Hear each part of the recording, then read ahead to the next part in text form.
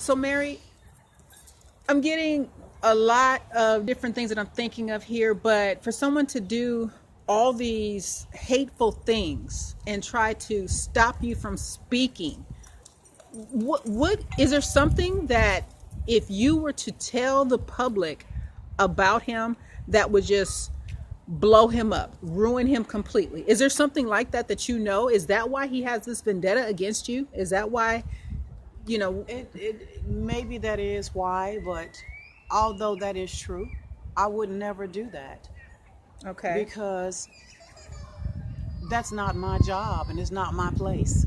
Whatever God has in store for any of us is God's business, and it's not my business or anybody else's to destroy somebody else. You can destroy yourself based on what you do, but it's not my job. I'm not here to destroy anybody. So do you think Steve has a fear that you will release something? Do you think that's why he's done all this to you? He thinks you may. I I don't know. I can't I don't know what other people think. I really don't know what he's thinking. Whatever it is, it's not good because it reflects in his behavior toward me. I really don't understand. After 12 years, I don't understand why it has to be a either or situation. I really don't. Even with all that has been done to me, going to jail twice illegally, being shut down, locked down Since you like bring that. up the jail situation, there explain that to me, because I've read that you voluntarily went in, and Yes. it was a community visit, I think is what Yes. the representative from the courthouse Right. called it. It I was had, not. yes, someone had called me to say that, I think this was in 2011 when the first videos appeared. And someone had said, well, there's a warrant out for your arrest.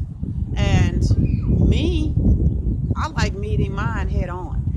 I didn't want to be out grocery shopping and somebody pulled me over and I'm being handcuffed behind my car. So I actually went down to the McKinney courthouse and I said, I understand there's a warrant out, because I could not imagine what in the world would a warrant be, issued for what? It's like, what?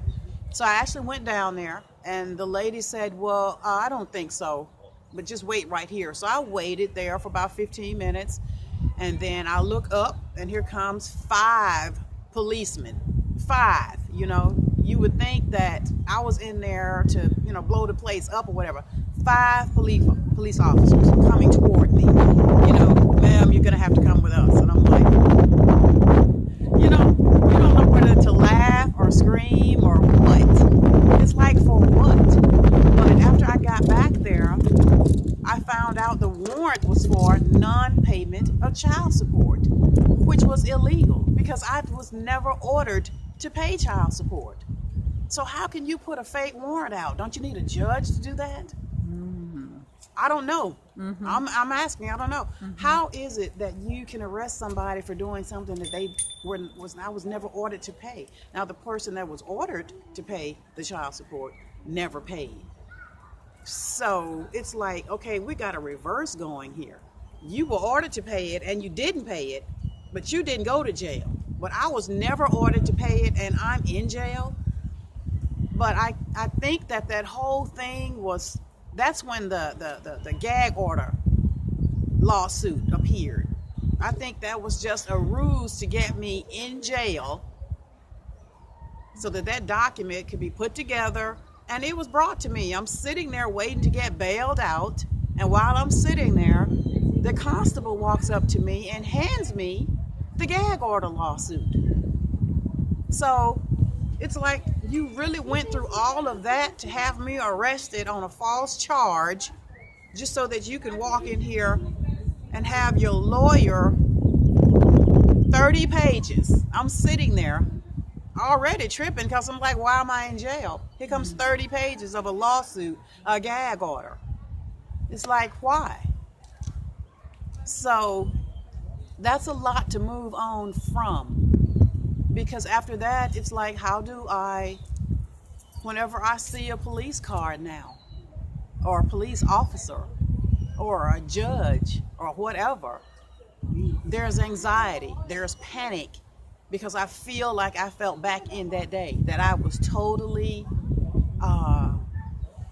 disrespected, totally violated my rights, just my rights as a mother, as a human being, as an American. All of those things were violated that day because somebody had the power to do it. So how long did you stay in jail? The first time I was there for the weekend. Then the second time I was there for 30 days. 30 days? 30. Why 30 days? Because that's what Steve wanted. That's what he So wanted. he had the mother of his child locked up for 30 days. For 30 days. Was that during any the holidays? During the holidays. Wow. I sat there during the Christmas holiday. New Year's Eve rolled around. And you know what? Steve had me released on his birthday. Wow. So like I said, who's better? He had me sit there and had me released. Look, 12:02. 12:02. The moment January 17th clicked over, they opened their door and let me out. And that was almost like a how you like me now move. And I'm like, for what though? For what? Why are you still this angry at this point? You've taken my child. You've taken all the wealth. I'm penniless. I have no home, no nothing. Why was this necessary? What do you want? Do you want my life?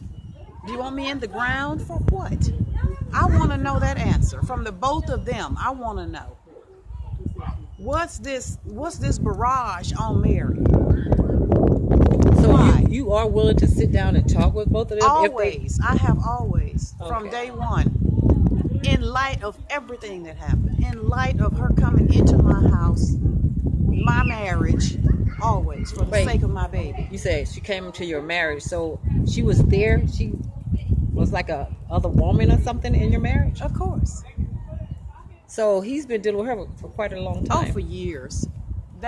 We met 20 years ago and then we kind of veered off and met other people. Sure, of course. So he was still married to you the whole time. He was dealing with her. The whole entire time. The entire time. Wow. The entire time. Do you think that he would actually come forward if you say you do a book, a tell-all book? You think he'll try to come for you? You mean? Or try to get in touch with you in some kind of way? I don't know. I don't know what he would do. I really don't. But I am planning a book. But my book is about my struggle. Okay. It is about what I had to do on a personal level to just try to be okay. Because I broke completely down. When I was a child coming up, I went through a lot of child abuse in my home. On every level. And I will leave it like that. And not just at home. With male teachers at my school for years. And I had major trust issues coming up. I had major trust issues. Because when you can't trust your parents, it doesn't prepare you to go out in life and embrace the world full of confidence in yourself or whatever. You're shy. And people that are predators, they see that. Right. And they prey on you because Yeah. of it. So I dealt with that as a young girl, as a young lady. So to get to a point to even trust being married to Steve to the level that I did, that was major for me, to let someone into my life like that for all those years. And to have that trust betrayed, not once, not twice, not 3 times, not 4 times, many times. It does something to you. So I had to do a lot of personal collateral damage all these years to just get back to myself. And I would never ever be the same, but I'm better. I'm better. So he's been unfaithful for the whole marriage, basically? Pretty much. Wow. So how are you dealing with everything now? I mean, how are you now? I have my moments. I have my triggers. Um, Sometimes when I'm just having a regular normal day, things come up. You know, I deal with my PTSD. I went through so much that sometimes I have to just go sit down and take a moment and let a bad moment pass. And sometimes it doesn't pass in 5 minutes or 10. Sometimes the whole day is just a bad day for me. And I have to just go somewhere and say, okay, Mary, this is not a good day for you to even be behind the wheel of your car. You know, just go back home, put your feet up, have yourself some tea, read your Bible, and try to start again tomorrow. Sometimes I have days like that. But it's but I will say this, as bad as this has been, and I mean it was bad. It was bad. It taught me about me. Up until this moment, I really didn't know about me. And I'm going to try to clarify that. When I was a little girl, so many things happened. And as a child, your mind protects you from things, you know. And then when real life starts to happen, those things start to spill over. And you don't react sometimes in a realistic way. A lot of times you react in emotional ways on a lot of topics. But at this stage in my life, as painful as everything has been to me, I know myself better now than I ever knew myself in my life. I never knew myself. Even when I was at the top of my game, even in our marriage, when I thought I was being a good me, I still did not know who I was. You know, I was being partly what he wanted, partly of what I thought I needed to be. But now, today, dealing with everything that happened to me as a child, then colliding with what happened in the marriage, I learned so much about what makes me tick, what I want, what I don't want, what I definitely don't need, you know. Um, it grew me up in a horrible, horrible way, but it did grow me up real fast, big time, because I was very naive about a lot of things for a lot of years. My parents kept us isolated because there was so much going on in our house, you know. That's what happens when you're in a dysfunctional household. Parents kind of isolate you from people because they don't know what might get out or what might get said. In a way, that was a good thing, but in a way, it was a bad thing because it didn't teach me about life and life experiences. Unfortunately, I learned in that marriage a whole lot of things I never knew.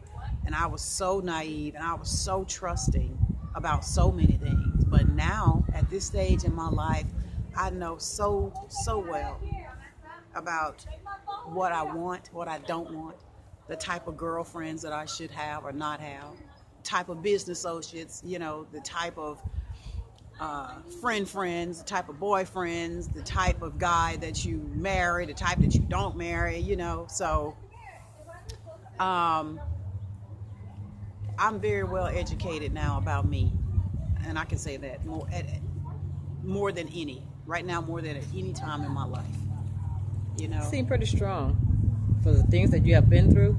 You Seem like know, you're pretty strong. I hear that a lot.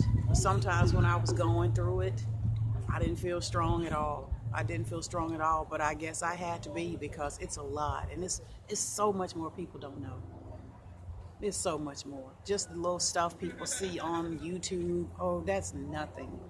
That is so nothing compared to how really harsh it's been.